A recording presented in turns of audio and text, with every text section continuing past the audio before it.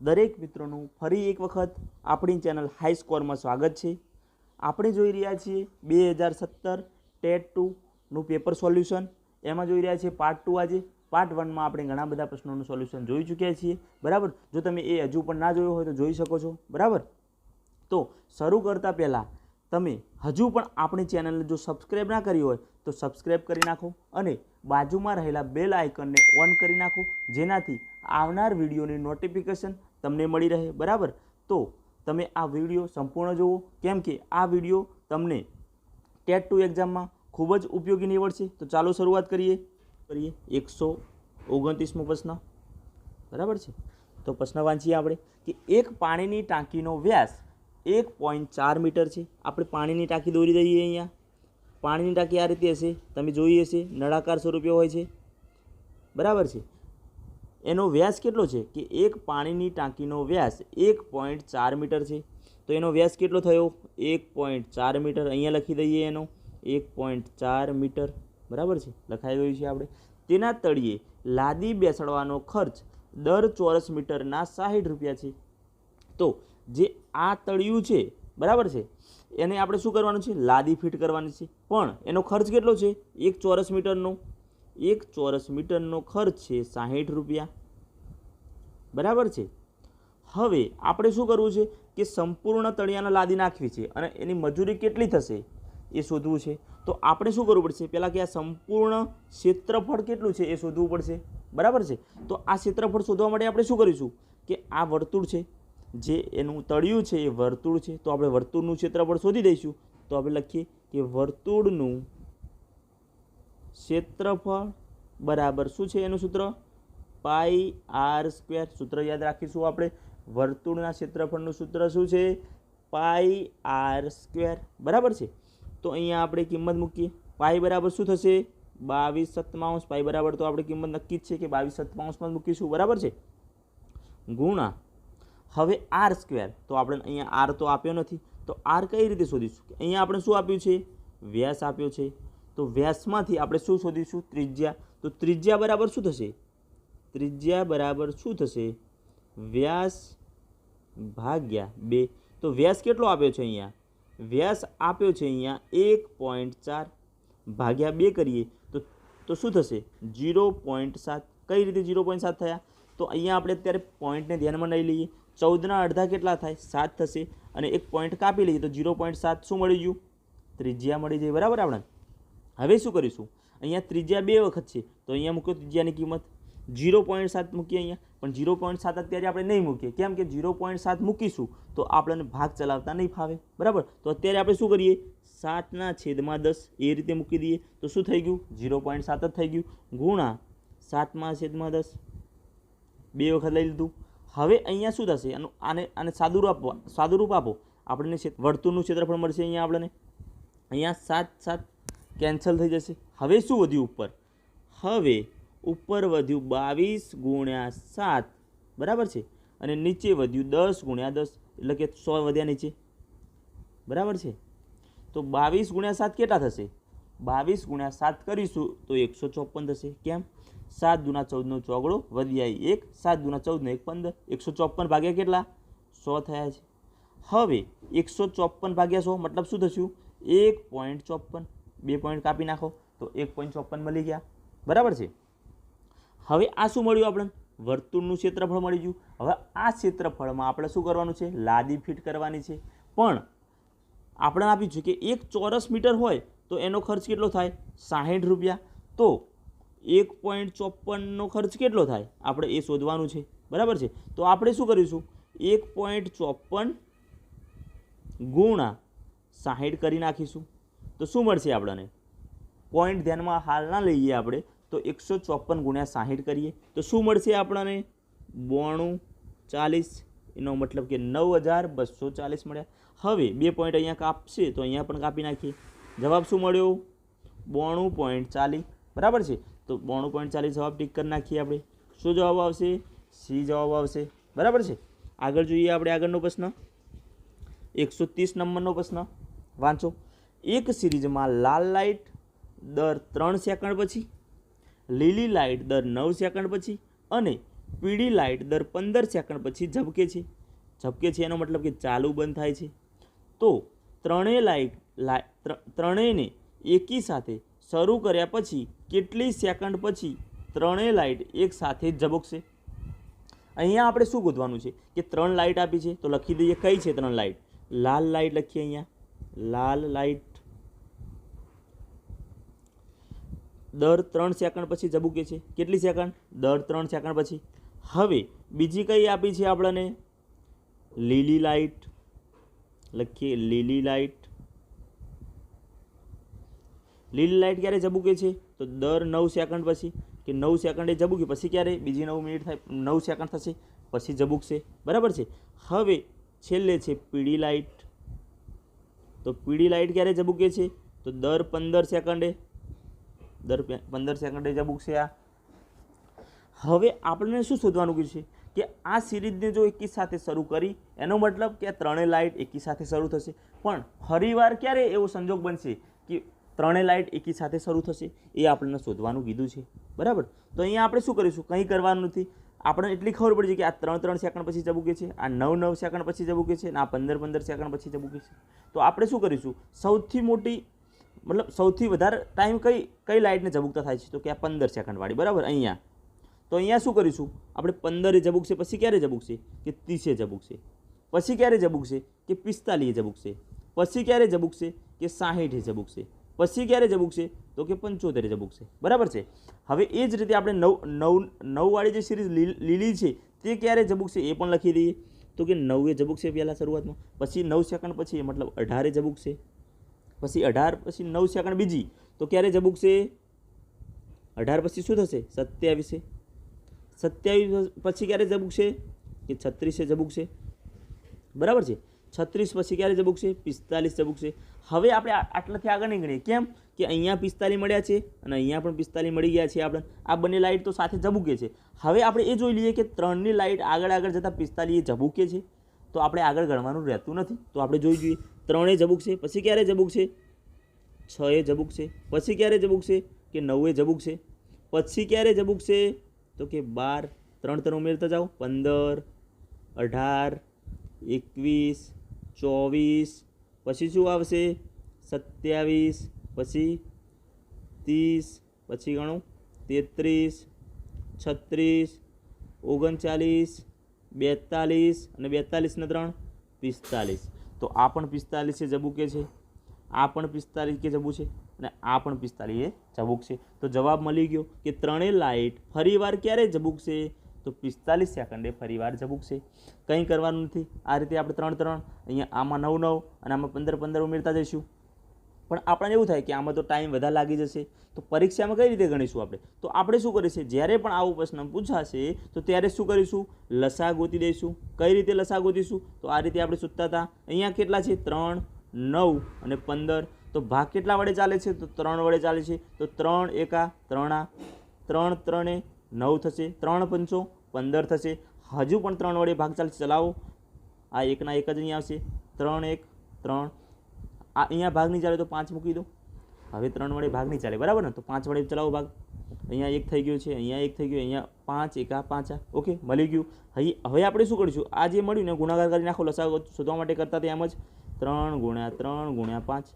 તો 3 તરી 9, 9 પંચ 45 સેકન્ડ. આપણને જવાબ મળી ગયો 45 સેકન્ડ. તો આપણે શું કરીશું? જ્યારે પણ આવો પ્રશ્ન પૂછાશે તો 45 સેકન્ડ શું કરીશું? લસાઅ શોધીશું. તો અહીંયા જવાબ મળી ગયો આપણને 45. આગળનો પ્રશ્ન જોઈએ આપણે 131મો. ઓકે, 131. કિંમત શોધો. બરાબર છે. કિંમત શોધવાની છે. બરાબર. આપણે તો અહીંયા શું કીધું છે કે ઘનમૂળમાં 0.216 પ્લસ ઘનમૂળમાં 0.064 પ્લસ ઘનમૂળમાં 343. બરાબર. તો અહીંયા આપણે એક વસ્તુ યાદ રાખવાની છે. શું? કે આપણે 1 થી 20 સુધીના ઘનમૂળ અને 1 થી 20 સુધીના વર્ગમૂળ આ ગોખી મારવાના છે. બરાબર. આ એક્ઝામમાં કેમ ઉપયોગી છે? કેમ કે આપણો ટાઈમ બચાવશે. બરાબર છે. તો તમે આ યાદ કરી નાખજો. બરાબર, ભૂલતા નહીં. હવે આપણે અહીંયા જોઈએ કે 343 આપણે આ તૈયાર કર્યું છે તો આપણને આવડે કે 343 કોનું ઘનમૂળ છે કે 7નું ઘનમૂળ છે. હા, તો આપણે એ તો મળી ગયું કે 343 કોનું ઘનમૂળ છે, 7નું ઘનમૂળ છે. પણ જે આ દશાંશ સ્વરૂપે આપ્યા છે કે 0.064 0.216, તો એનું ઘનમૂળ કઈ રીતે શોધીશું? તો આપણે શું કરીશું, 0ને ધ્યાનમાં નહીં લઈએ. પહેલાં 0 પોઈન્ટ, તો પોઈન્ટમાં છે એ ધ્યાનમાં નહીં લઈએ. તો શું કરીશું કે અહીંયા આપણે 216નું ઘનમૂળ, તો આપણને આવડે છે કે 216 કોનું ઘનમૂળ છે ભાઈ, 216 કોનું ઘનમૂળ છે કે 6નું ઘનમૂળ છે 216. તો અહીંયા લખી દઈએ 6, બરાબર છે. પ્લસ 0.064 છે, તો 0 પોઈન્ટને ધ્યાનમાં નહીં લઈએ, તો 64 ધ્યાનમાં લો. તો 64 કોનું ઘનમૂળ છે, તો 4નું ઘનમૂળ છે. ચોગું ચોગું 16, 16 ચોગું 64. ઓકે, મળી ગયું. હવે શું કરીશું, જે આ દશાંશ સંખ્યા છે ને, તો દશાંશ પછી મતલબ 0 મતલબ પોઈન્ટ પછી કેટલા અંક છે, 3 અંક છે. તો એનું ઘનમૂળ નીકળશે તો પોઈન્ટ પછી કેટલા અંક થઈ જશે, 1 થઈ જશે. તો અહીંયા પોઈન્ટ મૂકો, પોઈન્ટ પછી કેટલા અંક મૂક્યા આપણે, 1 જ અંક મૂક્યો. અહીંયા પણ એવું જ છે, તો પોઈન્ટ પછી કેટલા અંક થઈ જશે, 1 જ અંક થઈ છે. તો અહીંયા થઈ ગયું 0.6, અહીંયા થઈ ગયું 0.4. અહીંયા તો દશાંશમાં નથી, તો મળશે ત્યાં 7ના 7 જ રહેશે. શું યાદ રાખવાનું છે કે ઘનમૂળ નીકાળીએ દશાંશ સંખ્યાનું, તો પોઈન્ટ પછી જો 3 અંક હોય તો પોઈન્ટ પછી 1 અંક થઈ જશે. જો 6 હશે તો 2 થઈ જશે, 9 હશે તો 3 અંક થઈ જશે. બરાબર છે. હવે આનો સરવાળો કરી દઈએ આપણે. તો સરવાળો કરો, 0.6 પ્લસ 0.4 શું થઈ જશે, 1.0 થશે. પ્લસ 7, તો શું મળ્યું આપણને, 8 મળ્યું. 8.0 મળ્યા, તો 8 આ જવાબ થઈ જશે, 8.0. ઓકે, આ જવાબ થઈ ગયો આપણો ડી. તો આ રીતે આપણે ઘનમૂળ યાદ રાખવા પડશે. બરાબર છે. આગળ જોઈએ આપણે 132મો પ્રશ્ન. કોઈ પણ બે સમય સંખ્યાનો સરવાળો સમય સંખ્યા જ થાય એ સમય સંખ્યાનો સરવાળાનો કયો ગુણધર્મ દર્શાવે છે? બરાબર, ધોરણ 8માં પહેલું જ ચેપ્ટર છે સમય સંખ્યાઓ.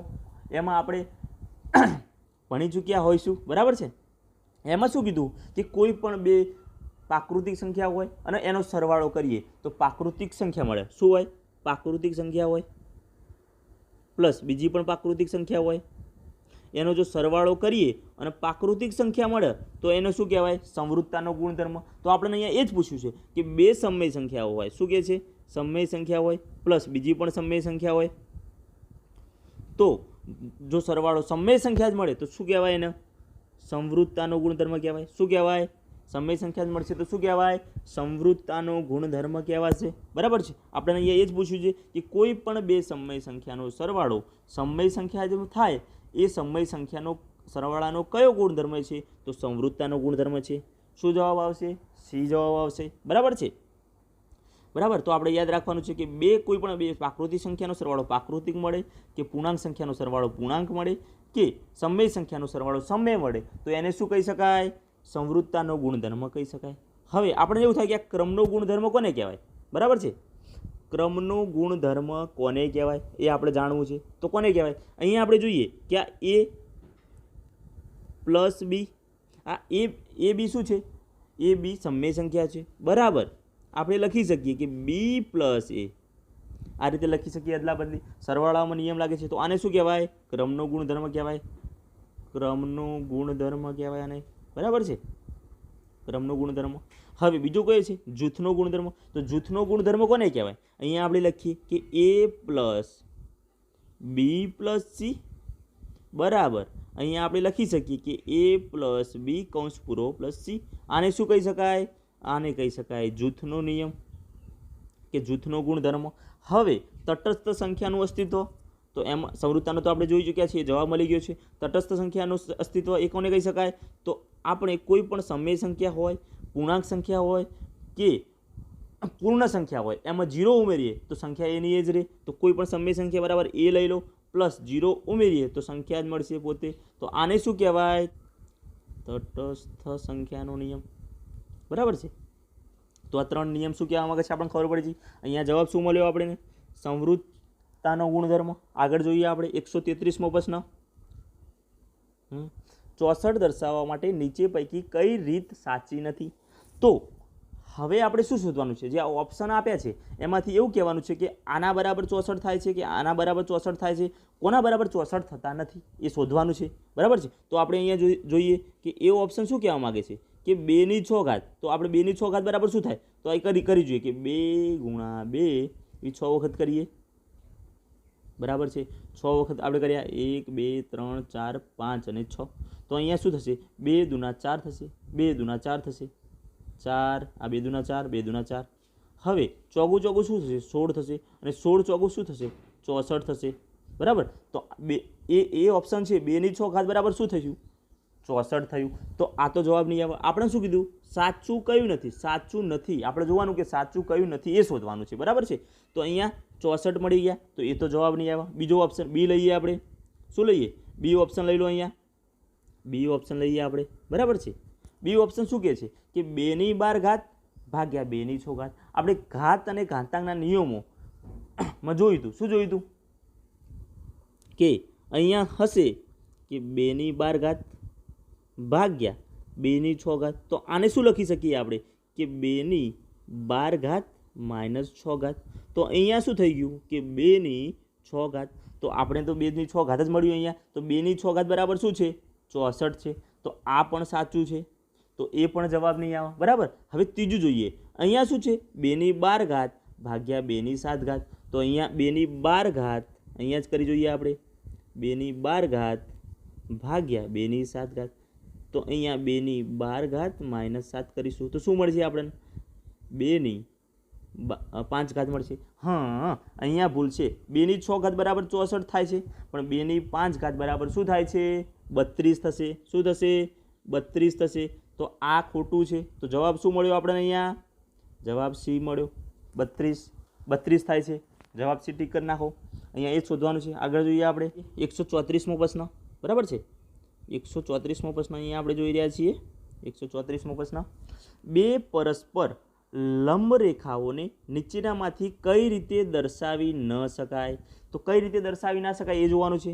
બરાબર બે રેખાઓ છે એક રેખા છે એલ અહીંયા છે જો બીજી છે રેખા એમ બરાબર તો અહીંયા શું કીધું છે ઓપ્શનમાં એલ લંબ એમ તો લખી શકાય આપણે લખી શકીએ રેખા એલ લંબ એમ છે તો આ ઓપ્શન તો નહીં આવે બરાબર તો એ આગળ સમજતા પહેલાં આપણે એક વસ્તુ સમજી લઈએ કે આને શું કહીએ આપણે કે આને રેખા કહીએ છીએ આને શું કહીએ આપણે કે આને કિરણ કહીએ છીએ આને શું કહીએ આપણે આને રેખાખંડ કહીએ છીએ બરાબર છે તો હવે આપણે ઓપ્શનને ધ્યાનથી વાંચીએ કે એલ લંબ એમ તો આ દર્શાવી શકીએ આ રીતે હવે જોઈએ બીજો ઓપ્શન કે એલ લંબ રેખા સીડી શું કીધું છે રેખા સીડી કીધું છે તો આ રીતે પણ લખી શકીએ સી ઓપ્શન જુઓ કે રેખા એ બી શું કીધું છે રેખા એ બી દેખો આને રેખા કહેવાય રેખા એ બી લંબ રેખા સીડી તો આ રીતે પણ દર્શાવી શકીએ આપણે અને ડી ઓપ્શન જુઓ રેખા એ બી લંબ રેખાખંડ કીધું છે જો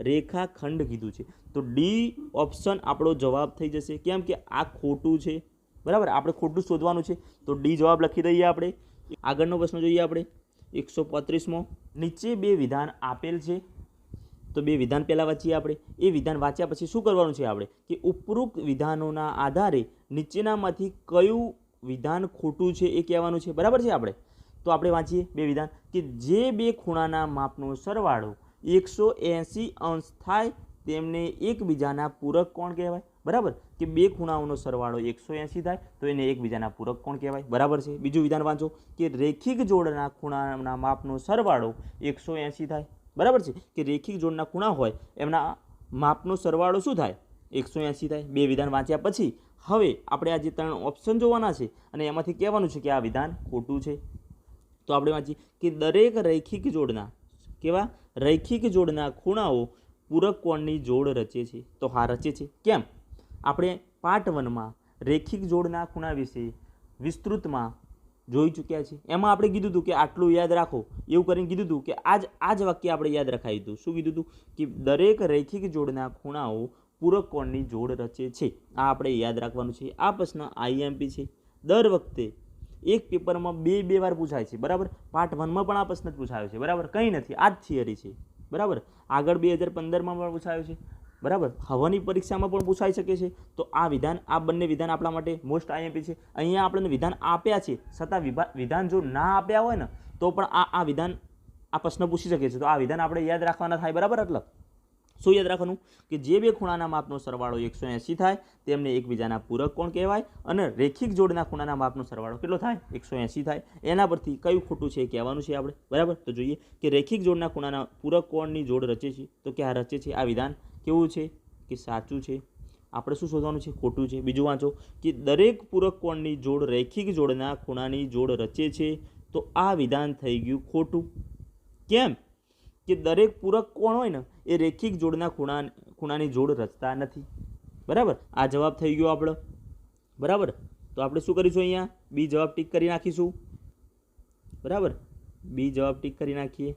ઓકે, બી જવાબ થઈ ગયો તમારો. હવે સી શું કહે છે કે રેખિક જોડના ખૂણામાં સામાન્ય બાજુ સિવાયની અન્ય બે બાજુઓ વિરુદ્ધ કિરણો હોય છે કે હા હોય છે, બંને વિરુદ્ધ કિરણો હોય. પૂરક કોણની ડી જોઈએ આપણે કે પૂરક કોણની જોડમાં બે અલગ અલગ ઉદ્ગમ બિંદુએ રચાતા અલગ અલગ ખૂણા પણ હોઈ શકે, તો કે હા એ પણ હોઈ શકે છે. તો જવાબ શું થઈ ગયો? અહીંયા બી જવાબ છે. દરેક પૂરક કોણની જોડ રેખિક જોડના ખૂણાઓ રચતા નથી, પણ અહીંયા રચે છે એવું આપ્યું છે, બરાબર. બી ઓપ્શન થઈ ગયો જવાબ. આગળ જોઈએ આપણે. હા, 136. આ પ્રશ્ન 2017માં દરેકને એક ગુણ મળવા પાત્ર હતો, એટલે આ પ્રશ્નમાં થોડું કન્ફ્યુઝન હતું, બરાબર. તો આપણે આજ નહીં જોઈ શકીએ, બરાબર. ગ્રેસ છે. આગળ જોઈએ 137મો પ્રશ્ન.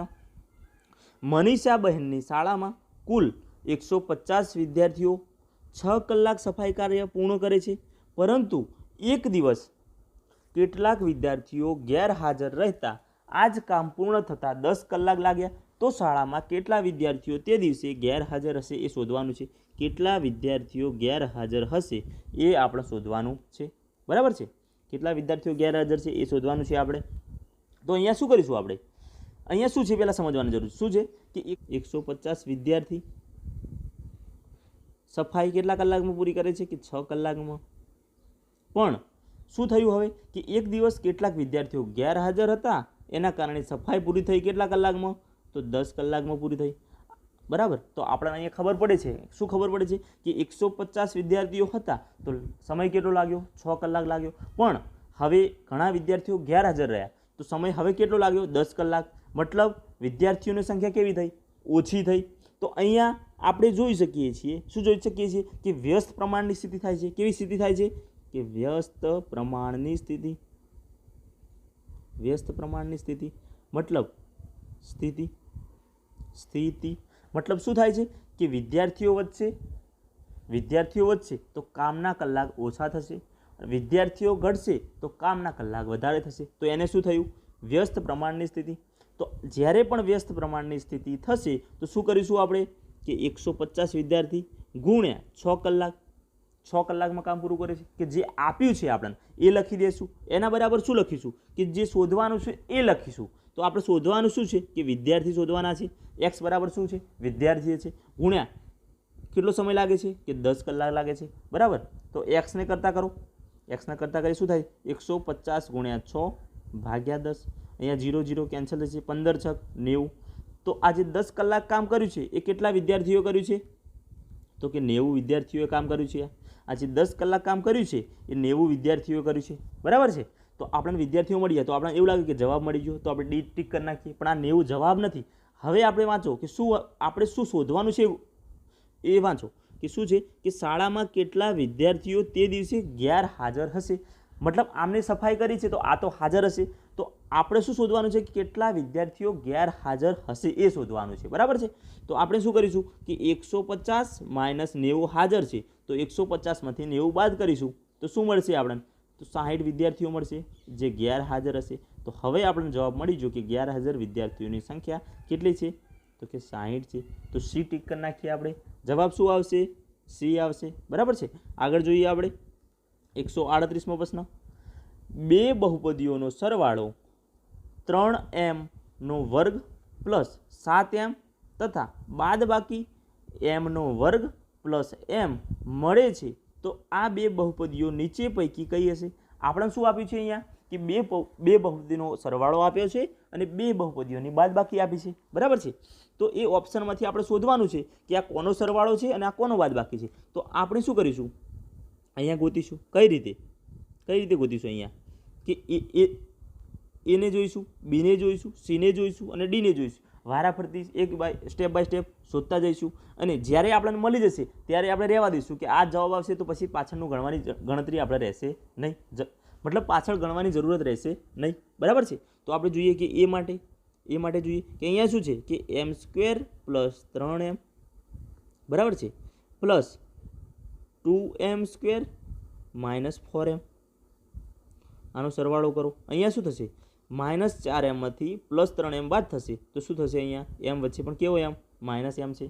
હવે અહીંયા શું થશે પ્લસ થશે 2m² પ્લસ m² કેટલા થશે 3m². તો આનો સરવાળો શું મળ્યો આપણે કે 3m² માઇનસ m, પણ અહીંયા શું છે 7m છે પાછળ, બરાબર. સરવાળો શું મળે છે આ, તો આ જવાબ તો નહીં આવે, તો આના પર ચોકડી મારો કે આ જવાબ તો નહીં, કેમ કે સરવાળો જ મળતો નથી તો આ જવાબ તો નહીં આવે, બરાબર છે. તો એ જવાબ નહીં હોઈ શકે. હવે આપણે બી જોઈશું. બીમાં જોઈએ કે m² પ્લસ 3m અને 2m² પ્લસ 4m.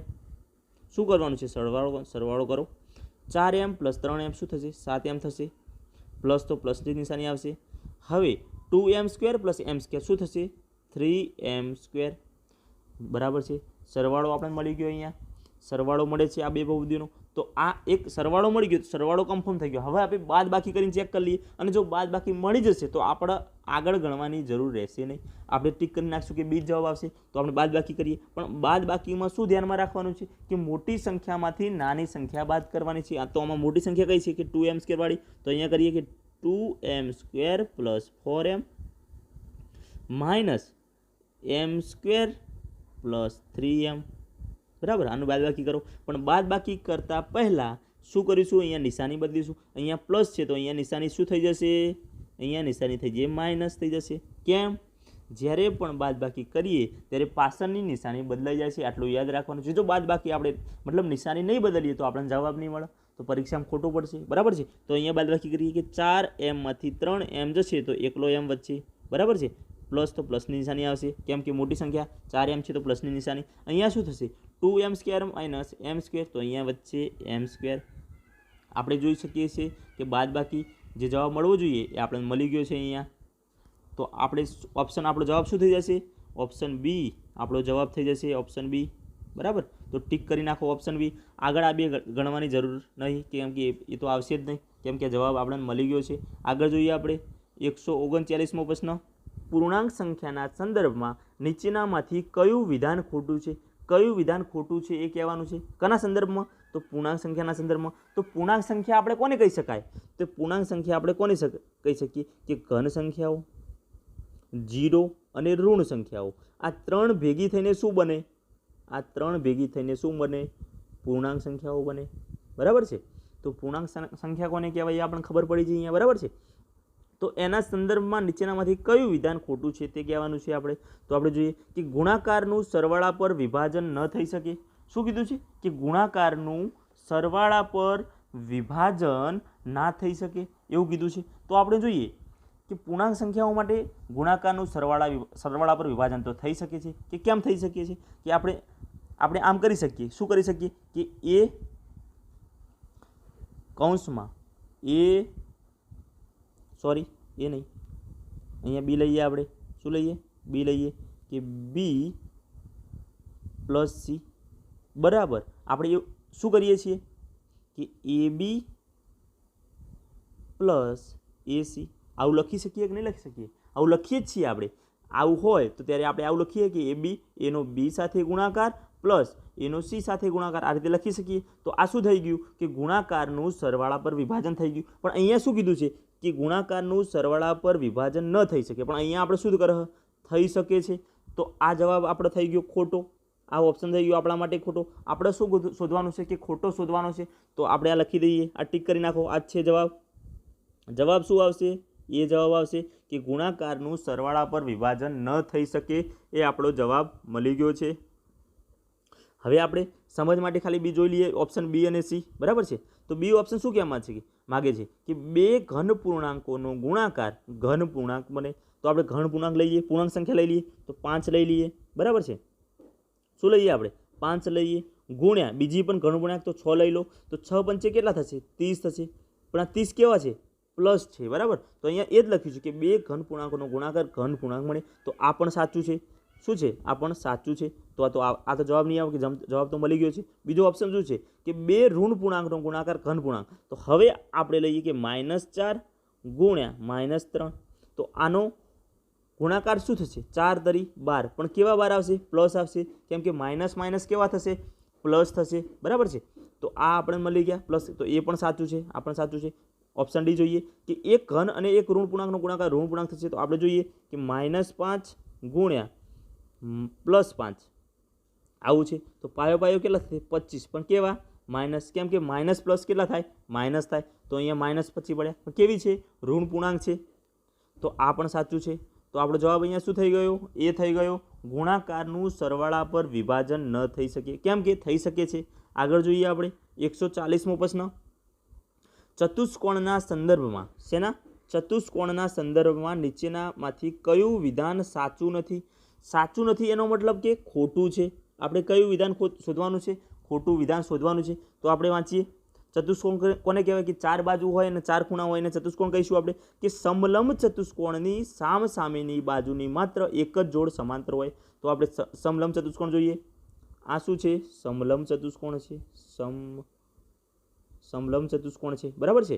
તો આપણે આ સમલંબ ચતુષ્કોણને જોઈએ કે સામસામેની બાજુ જોઈએ કે આ બાજુ અને આ બાજુ જોઈએ આપણે તો કેવી છે સમાંતર છે કે નહીં સમાંતર. આ સીધે જઈને ક્યાં છે એકદમ સમાંતર છે કે નહીં એકદમ. દેખો આ સમાંતર છે, આ બંને સમાંતર છે કે નહીં કે હા સમાંતર છે. તો અહીંયા એ જ લખ્યું છે કે દરેક સમલંબ ચતુષ્કોણની સામસામેની બાજુની માત્ર એક જ જોડ સમાંતર હોય છે, બીજી જોડ સમાંતર નથી. તો આ થઈ ગયો આપણા માટે સાચો. તો આ જવાબ નહીં આવી શકે. બરાબર છે. અને અહીંયા વાંચી લઈએ આપણે કે જેમાં સામસામેની બાજુની ફક્ત એક જ જોડ પરસ્પર સમાંતર હોય તો તેને શું કહી શકાય સમલંબ ચતુષ્કોણ. એની વ્યાખ્યા જે છે તો આ તો સાચું છે આપણા માટે. બી ઓપ્શન જોઈએ કે દરેક સમબાજુ ચતુષ્કોણ કેવો ચતુષ્કોણ કે દરેક સમબાજુ ચતુષ્કોણ સમાંતર બાજુ ચતુષ્કોણ છે. તો દરેક સમબાજુ ચતુષ્કોણ જોઈએ આપણે. આ છે સમબાજુ ચતુષ્કોણ, આ થઈ ગયો સમબાજુ. સમબાજુ મતલબ બધી જ બાજુ સરખી હોય, એને આપણે શું કહી શકીએ ચોરસ પણ કહી શકીએ. શું કહી શકીએ બધી બાજુ સરખી કેમ હોય છે ચોરસમાં હોય છે. તો આને શું કહી શકીએ કે આ ચોરસ પણ છે કે જેમાં બધી જ બાજુઓ કેવી બાજુઓ કે જેમાં બધી જ બાજુઓ સરખી હોય તેને સમબાજુ ચતુષ્કોણ કહે છે. બધી જ બાજુ સરખી હોય તો દરેક સમબાજુ ચતુષ્કોણ સમાંતર બાજુ ચતુષ્કોણ છે. તો હા છે, કેમ કે બધી જ બાજુઓ કેવી હોય સમાંતર હોય. દેખો છે કે નહીં સમાંતર છે કે નહીં સમાંતર બાજુ ચતુષ્કોણ છે. તો કે છે સમાંતર બાજુ કે સામસામેની બાજુ કેવી છે સમાંતર છે. તો આપણે કહી શકીએ કે આ ચતુષ્કોણ કેવો છે સમાંતર ચતુષ્કોણ છે. તો આ ઓપ્શન આપણા માટે થઈ ગયો સાચો, ખોટો નથી. તો આ પણ જવાબ નહીં આવે. હવે આપણે ઓપ્શન સી વાંચીએ કે દરેક સમાંતર બાજુ ચતુષ્કોણ કેવો દરેક સમાંતર બાજુ ચતુષ્કોણ એ ચોરસ છે. તો આપણે જોઈએ કે આપણે એવા પ્રકારનો સમાંતર બાજુ ચતુષ્કોણ જોઈએ કે જે ચોરસ નથી. બરાબર. તો આ જોઈએ આપણે લંબચોરસ. આ શું છે લંબચોરસ છે, ABCD લંબચોરસ છે. બરાબર છે.